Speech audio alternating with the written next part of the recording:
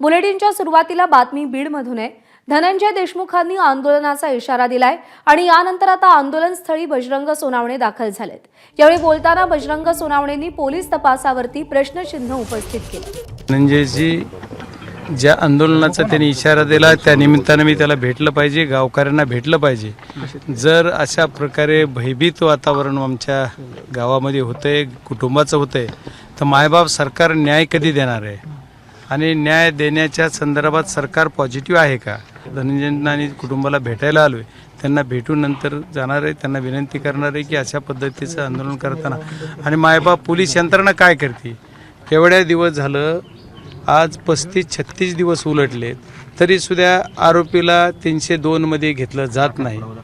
मोका लावला जातो तर मेन आरोपी सोडून मोका लावला जातो। आरोपीवर महाराष्ट्रामध्ये विविध ठिकाणी गुन्हे दाखल करायला लोक जातात, तिथं गुन्हे दाखल करून घेतले जात नाहीत। ही दुर्दैवी घटना आहे। पोलीस यंत्रणेला सुद्धा जॉब विचारणार आहे की तुम्ही आमच्या मरणाचीच वाट बघताय का?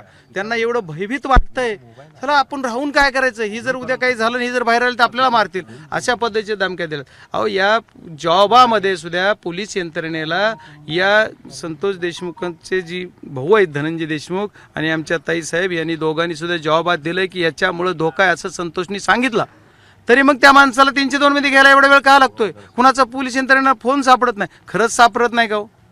खरंच गुन्हेगार बोलत नाही का?